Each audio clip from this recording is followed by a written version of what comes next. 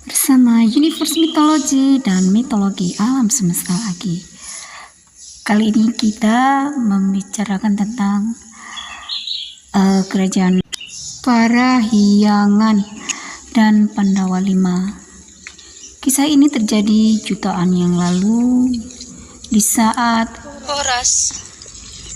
dataran Pulau Jawa dan Kalimantan itu belum berpisah ya, belum ada laut seperti sekarang ini, dan itulah dinamai benua Mu. Di sanalah Gunung Parahyangan dan Danau Bandung mengelilinginya. Gunung itu sudah tidak ada karena sudah ditambang mineralnya untuk peralatan teknologi di saat itu.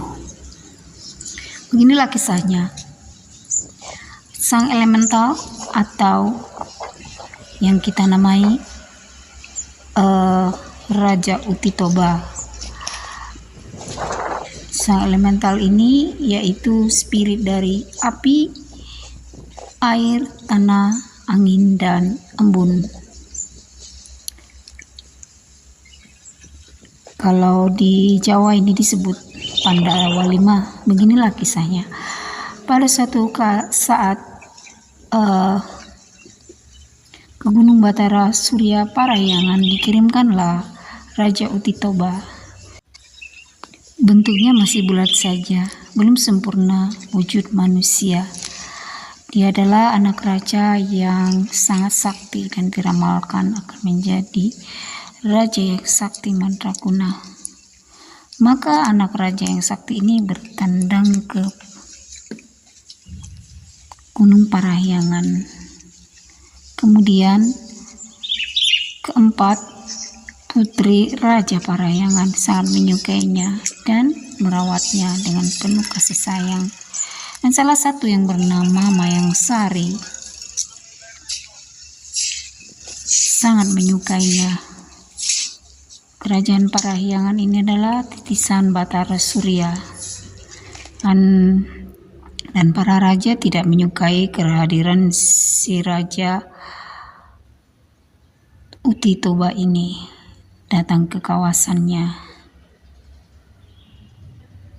Tetapi sang raja itu tetap ingin tahu sampai di mana kesaktian Raja Utitoba ini. Nah, dibelahnya lah Raja Utitoba ini menjadi 5 bagian. Tanpa sepengetahuan Mayang Sari. Nah, keraguan sang raja inilah yang melahirkan kemungkinan. Nah, dari kelima gumpalan ini, kemudian terlahirlah sosok Pandawa V. Semua orang tahu betapa luar biasanya kehebatan Pandawa yang 5. Kemudian Pandawa yang 5 inilah yang membantu Raja Utitoba nantinya. Di kemudian hari, kemudian Mayang Sari mencari-cari Raja Utitoba yang disukainya itu. Nah, karena tidak ditemukannya, Mayang Sari menangis, dirundung duka mengetahui makhluk yang dicintainya itu, yang berbentuk bulat itu telah dibelah ayahnya menjadi 5 bagian. Nah, Mayang Sari terus saja menangis. Tiba-tiba ajaibnya cinta, tetesan air matanya yang mengenai bebulatan itu yang telah terbagi 5 membentuk kembali bebulatan yang sama dari air mata yang penuh cinta itu. Lalu si Raja Utitoba kembali dari alam spirit ke alam fisik.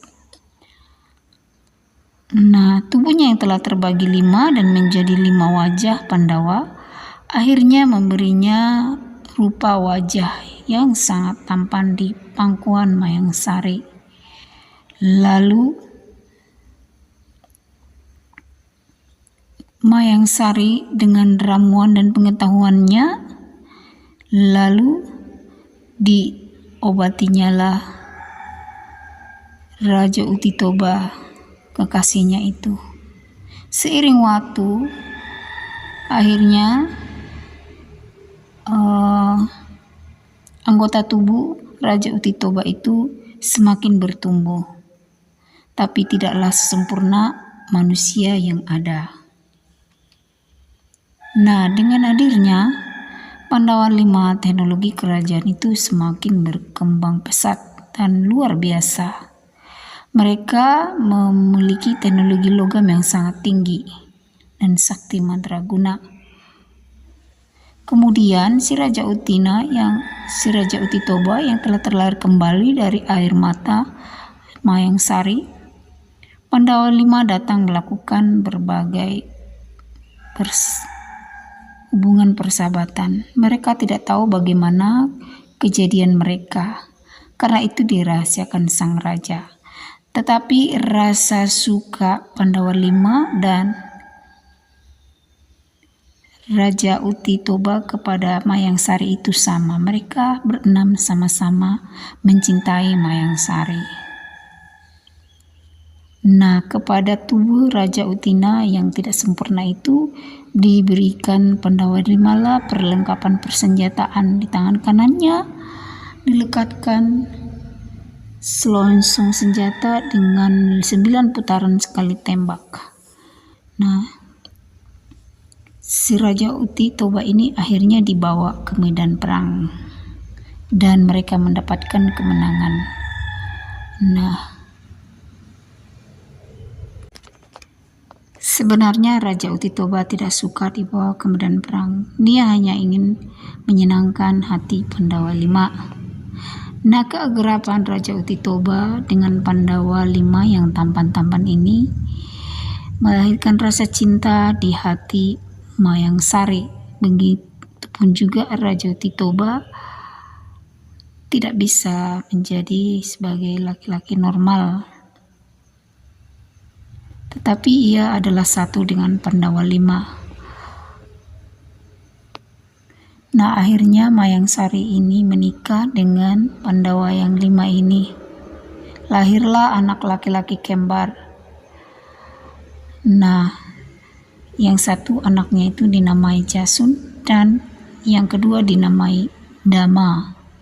Nah, Jasun inilah yang akhirnya melahirkan peradaban Sunda. Keturunannya itulah orang Sunda. Nah, Dama yang melahirkan peradaban Jawa dan keturunannya menjadi orang Jawa. Nah, setelah habisnya Gunung Parahyangan ditambang untuk pembuatan peralatan-peralatan teknologi di zaman itu. Nah, ada ramalan orang pintar yang mengatakan akan ada kehancuran.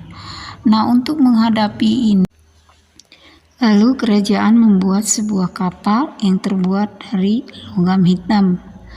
Entah apa yang terjadi, kapal hitam itu terpelanting dan tengkurap. Nah, disebutlah kapal itu Tangkuban Perahu.